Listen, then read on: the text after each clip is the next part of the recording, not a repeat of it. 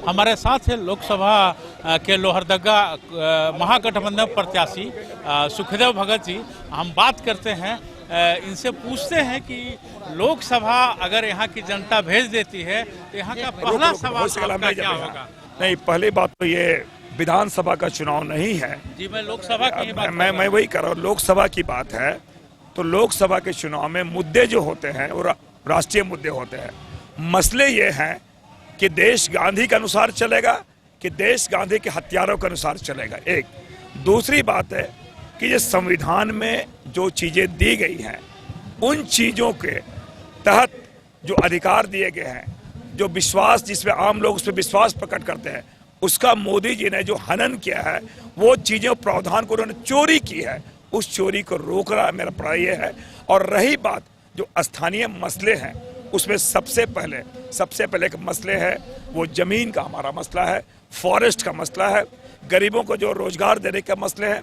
और एक सबसे अहम बात है क्योंकि सरकार एक स्पेशल संरक्षण देती है, चाहे वो आदिवासी हो, चाहे वो दलित हो, चाहे अल्पसंख्यक हो।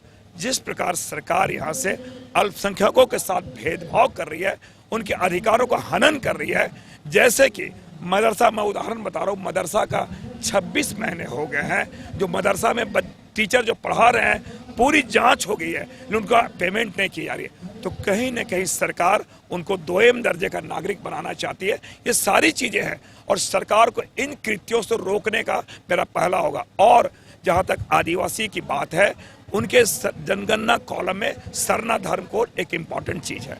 ये सरकार बोलती है सबका साथ सबका विकास। मदरसों के साथ संस्कृत की जो देव भाषा है, संस्कृत देव भाषा है, उनके साथ भी 26 महीने से ज्यादा हो गए। उपायुक्त के रिकमेंडेशन भी आ गए हैं, उसके बाद भी सरकार पेमेंट नहीं करी है। तो ये सरकार किसी की सरकार नहीं है और मैंने कहा ये सरकार चंद कारपोरेट घरानों की सरकार बन गई है। लेकिन एक अहम सवाल आ रहा है कि अब तक एनडीए कह रही कि अब तक कांग्रेस ने जो कुछ नहीं किया 70 वर्षों तक, लेकिन हम लोग वो 5 जरा एनडीए से पूछ लीजिए। हमारे जो बहुत ही ज्ञानी पुरुष हैं, महामहिम जो अमित शाह जी, नरेंद्र मोदी जी, अगर 70 सालों तक कांग्रेस ने कुछ नहीं किया तो जनता क्या मूर्ख है? 70 सालों तक क्यों उन्हें जनता चुना? हमने काम किया इसलिए 70 सालों तक जनता चुना, ये तो प्रमाण है। कभी भी लोकतंत्र के पर्व में धर्म जाति की बातें नहीं होनी चाहिए, लेकिन ये सरकार ने जब से मोदी जी की सरकार आई है, भारतीय जनता पार्टी की सरकार आई है, वो उसने धर्म जाति के आधार पे सारी चीजें की। मैं उसको उदाहरण दे रहा हूं। कल प्रधानमंत्री जी ने कहा है कि मुझे चौकीदार चोर है का मतलब उन्होंने पिछड़ों को गाली दी है। मैं पिछड़ा हूं, मुझे गाली दी है।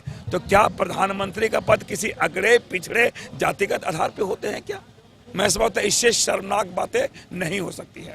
झारखंड में कितनी सीटें आ रही हैं आपकी महागठबंधन की? 14 की 14 सीटें आ रही है। ये मतगणना ही बता पाएगा कि कितनी सीटें आ पाएंगी।